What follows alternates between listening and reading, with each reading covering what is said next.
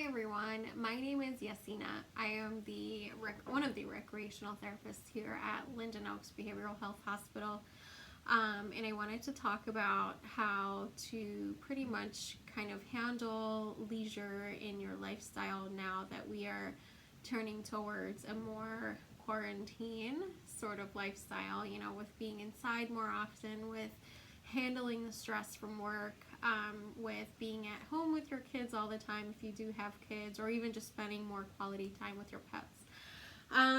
So I wanted to start off with pretty much a bunch of board games that we offer here at the facility.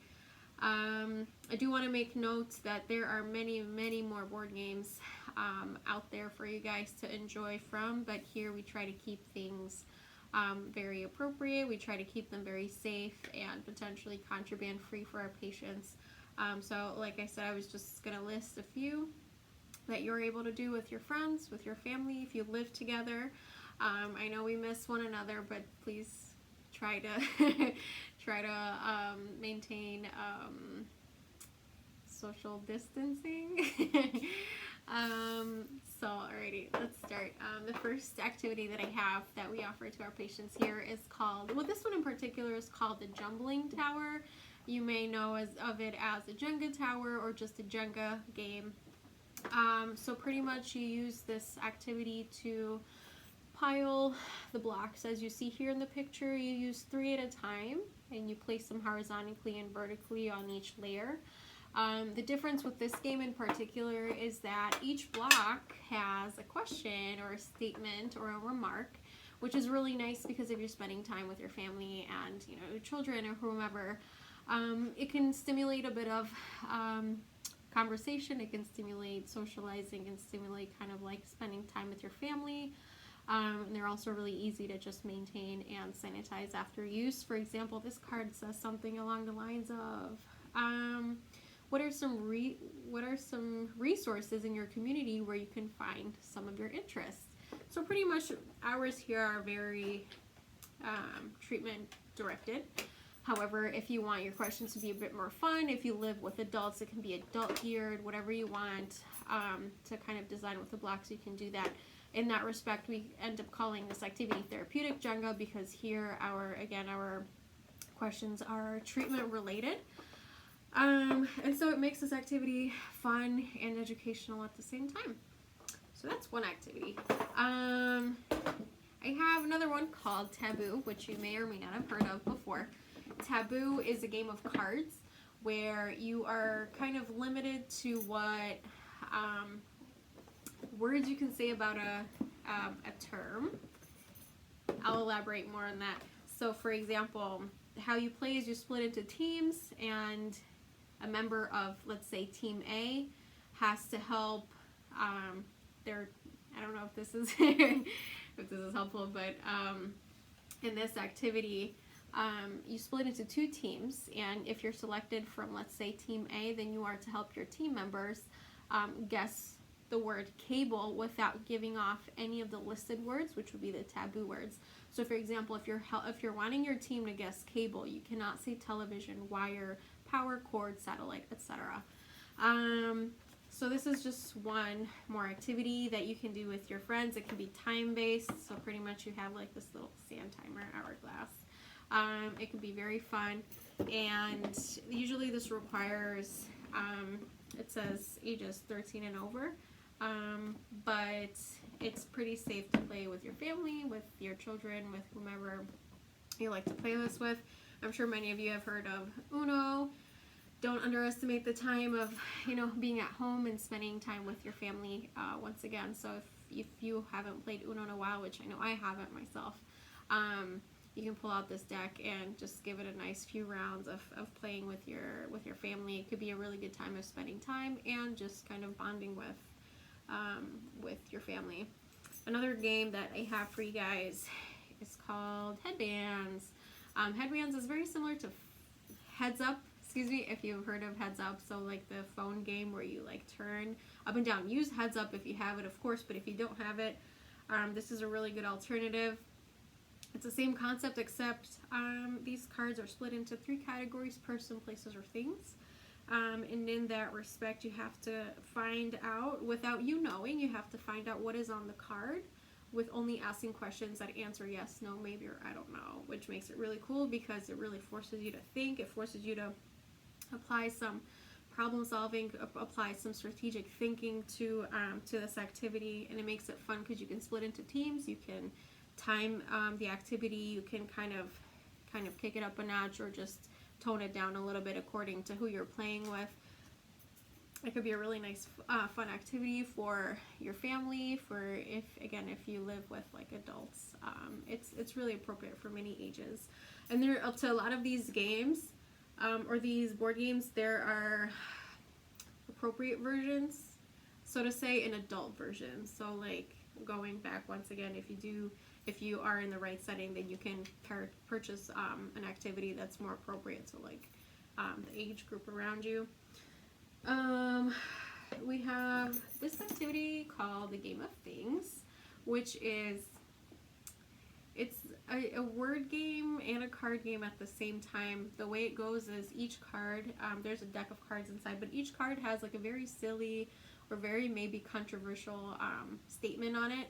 And we give out to our patients here specifically these little slips of paper, and on that paper you are to write your answer anonymously, so don't write your name afterwards. And then everyone hands their letters in.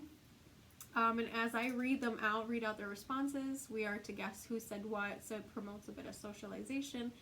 It promotes a little bit of kind of just breaking the ice between, patients that are particularly newer or some not new. It kind of prompts you to be creative in your responses, because if a question goes along the lines of what would you not want to find in your sandwich, everyone's going to say hair. So it just kind of like promotes creativity and, a diversity of responses. I have for you guys Apples to Apples. And I'm sure as many of you have heard, it's a card game of like hilarious comparisons and kind of like combinations of words and phrases. As I'm sure you have also heard, there is an adult version to this called Cards Against Humanities. Do not miss out on these opportunities to play with these card games because they're very fun and they can serve as a really unique way to bond with your families. If you're not one to particularly play board games, this is a time to look into it. They are offered in a lot of different stores. However, you want to avoid being in a crowd of people, so go ahead and order them from Amazon. I believe they're still making deliveries. You can find them on Amazon, you can find them on Walmart or wherever other websites you would like to find them at. I'm sure they have them.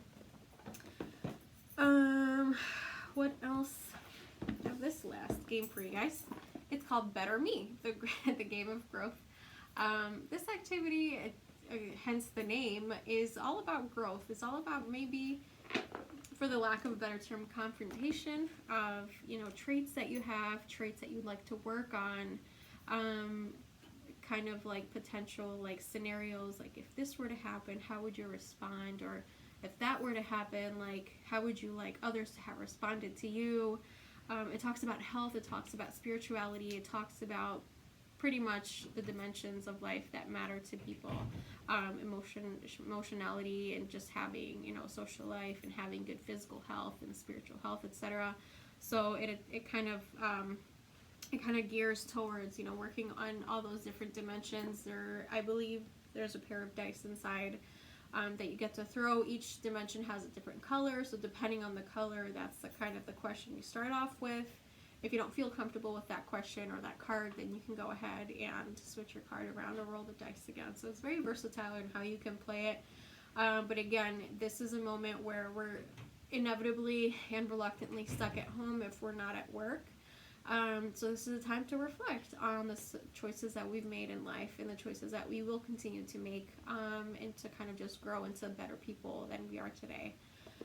And lastly, I just wanted to give perhaps some anxiety tips, because like I said, it can be really anxiety inducing just being at home all the time, not having resources, and turning on the news and watching those every day. So just kind of remember to change your thinking pattern a little bit. Instead of being focused on, oh my gosh, I'm home every day, all day, what am I going to do? take this as a moment for you to look at it as, okay, like I'm here and I'm going to focus on my home, not on myself. So pretty much how can you make improvements in your home with the means that you have, and how you can make improvements on yourself if you also have that availability too. Stay as close as possible to your routine. If you have a routine of going to work all the time or getting in your car, you can still do that. Get in your car, drive around the block, go to a particular location that helps you calm down. Obviously, still observe social distancing, stay away from people.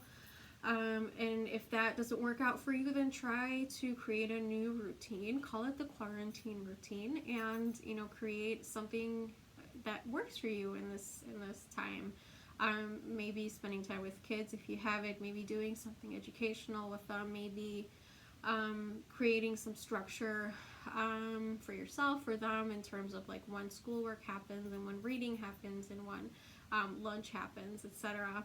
And going off on the educational portion, you can access from ABC to ACT websites, which has over 50 different links of free educational sites. These are for children to occupy their times and involve or engage themselves in something that is academically meaningful.